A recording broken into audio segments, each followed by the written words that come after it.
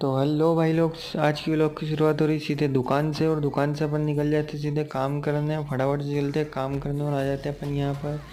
ये कुछ ऐसी गाड़ी है अभी रेडियम के पहले। ये साइड है इसकी, उधर वाली साइड में मैं दिखा देता हूँ।